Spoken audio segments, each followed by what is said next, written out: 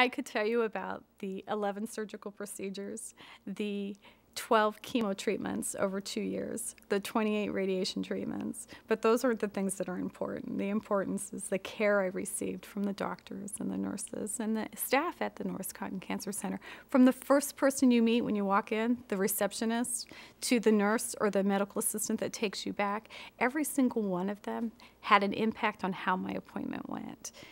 Their positive attitudes helped me to keep my positive attitude.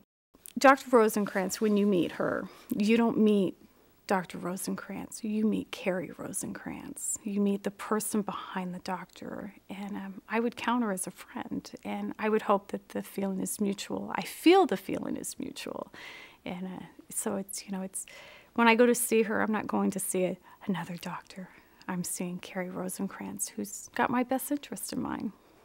When I first met her, I wasn't quite sure what to expect, and in walks this vibrant personality that was just, it's like, okay, I can do this. And she was very informative and kind of let me take the lead with the questions, kind of let me be in charge, but yet made sure that when I left there, I had as much information as I needed. And she informed me, she said, Mel, you're not going to get all this the first time around. It's going to be okay if you have to hear it twice. And so she made me very comfortable, and it was a good meeting.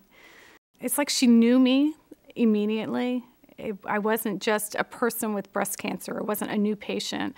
I was Melanie Cleary. I wasn't patient, the 10 o'clock appointment, which was very nice to have that happen. Actually, Carrie Rosenkrantz is the one who connected me with the Shared Decision-Making Program and Margie Cole. And at first I was reluctant. I wasn't sure if I needed help making any decisions. At the point when I was feeling out of control and where, my life was heading off in a direction I had no control of, Shared Decision-Making Program put it back in my ballpark. It was my choices, my decisions, gave me the knowledge I needed to make the correct decisions, but also let me know that if I wasn't ready to make that decision, that they were there to help me make them. Some of the decisions I was faced with first were the surgeries. What type of surgery was I going to have? Was I going to choose a lumpectomy, or was I going to choose a mastectomy?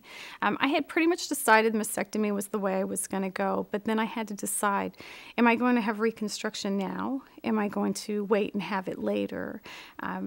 It's a lot to think about all at once. It seemed at the time that time was really dragging on, but when I look back, it was just a matter of weeks that I made that decision from the time I was diagnosed to the time I said, I'm going to have a mastectomy and I would like reconstruction at the same time. And the information I received from the Shared Decision-Making Program is very instrumental in me making those decisions, and I felt they were the right decisions for me.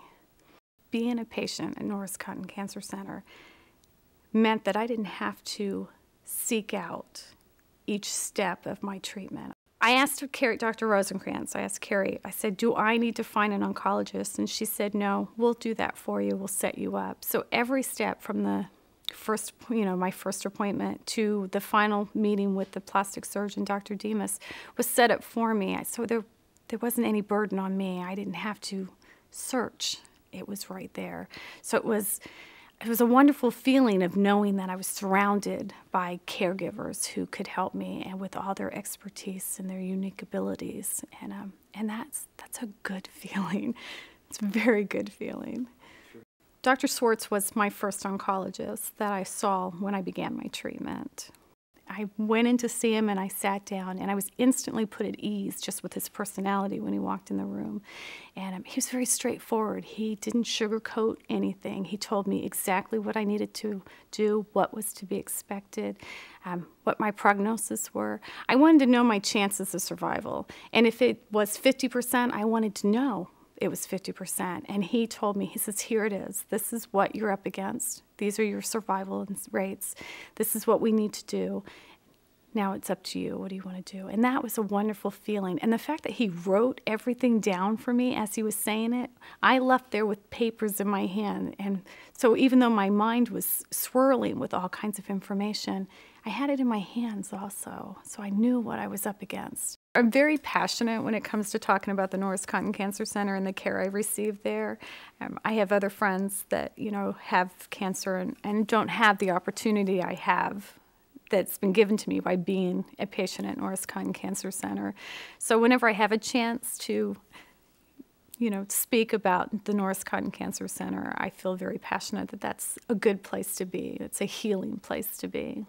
I was always accused of being too happy before. I always like to see the cup half full and not half empty. But I will have to say that it's made me feel a little bit more positive about life.